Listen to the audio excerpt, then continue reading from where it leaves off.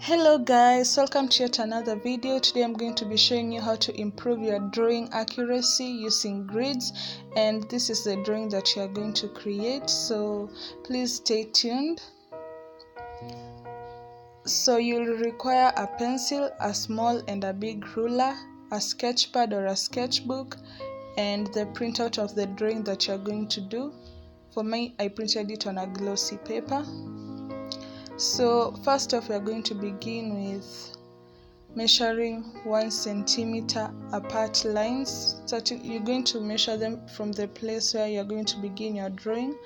For me, like, the drawing filled the whole printout paper, so I'm just going to measure it right from where the printout paper starts. I'm going to indicate the 1 centimeter apart lines, both horizontally and vertically. So make sure you do that horizontally and vertically on both sides of the paper. You can make squares that are 2 centimeters, 3 centimeters, 4 centimeters. It's okay. You just make what you're comfortable with. So I'm just now going to connect the 1 centimeter indications that I had made so that they can create 1 centimeter squares on each side. Yeah. For me, I chose 1 centimeter squares because I prefer smaller squares, smaller grids, because it helps my drawing be more accurate and more precise. But it's all about your choice. So I'm just connecting those 1 centimeter indications that I had made earlier, and I'm using a biro pen, but you can use a pencil. I used a biro pen because the pencil was not showing clearly on the glossy paper.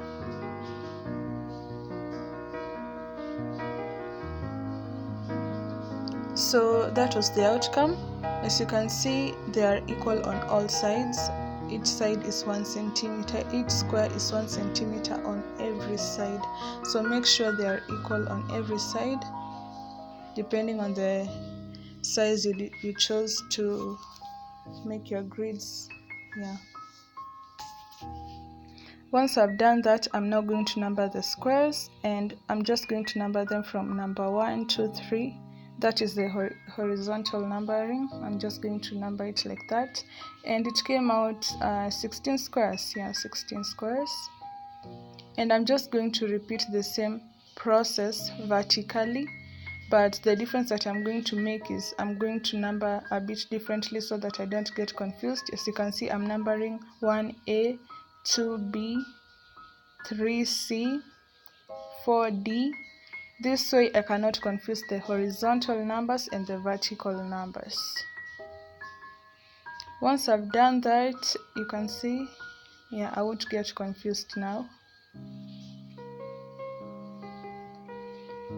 Now I'm going to take my drawing paper or sketch pad or anything that you're using, even if it's a drawing book.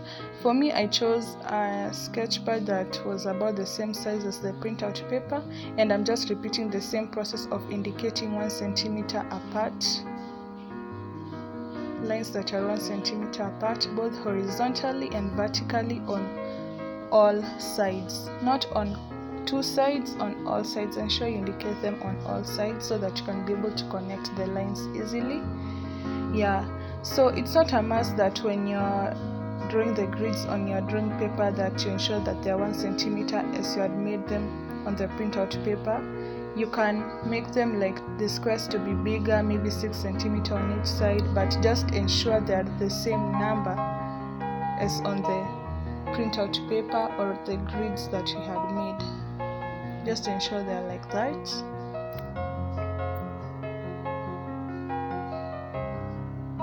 But for me, I ensured that I made the same sizes because I was using the smaller papers I told you, and I'm just repeating the same process of numbering them horizontally, then I will number them vertically and create the lines. So once I've done that, I'm now just creating the lines. The indications we had made earlier of 1 centimeter apart, 1 centimeter apart, they're the ones I'm using to create those lines, to create those grids. And guys, if you find this is too much work, printing out a drawing paper and everything, you can just use the apps. There are apps that you can use to grid Just Google and you'll find them. There are many, so many. So that is the outcome. As you can see, the squares are equal on both papers. Now I'm just going to copy, and I'm going to use the numbers we had made as guidelines. As you can see, I'm using 6 and then 2b. Yeah, so I'm coming to the square that is number 6 and it's 2b also, and I'm just copying what is on the printout paper. If you're using an app, you can just make the grids and transfer the photo to your computer or to your laptop or to your phone and just do this process. It's not a must to print out the thing. Yeah, so I'm just making a replica of that printout by using those guidelines. As you can see, if it's 4D, I'm going to 4D and 4. What is that box showing me? And I'm copying the same thing on my sketchpad. So I'm just sketching that. I'm just sketching, making the outline, sketching, and using the grids as the guidelines.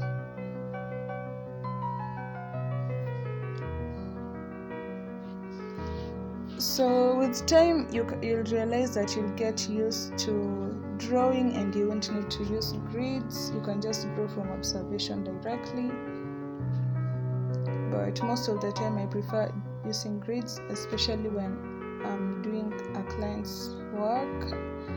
Yeah, just to make sure that I give them work that is accurate and that will fulfill their desires. Yeah. So you can check out grid drawing tool. Just Google the grid drawing tool if you don't know what grid app you can use. I can recommend that because I've used it many times before, but I really prefer the printout. It makes work easier and it's much better than looking at a laptop or computer each time, as in it's more accurate. So I'm just copying using the grids as a guidelines. I'm just copying the drawing on my sketchpad. As you can see, that is the outcome. I just made a simple sketch, but I'm not yet done, but that was the outcome. And then I did the drawing. It took me around 3 days. I was drawing it 2 hours each day, so that is roughly 6 hours in total, and this was the total outcome. I hope you found this video educative. Please share your comments on the comment section.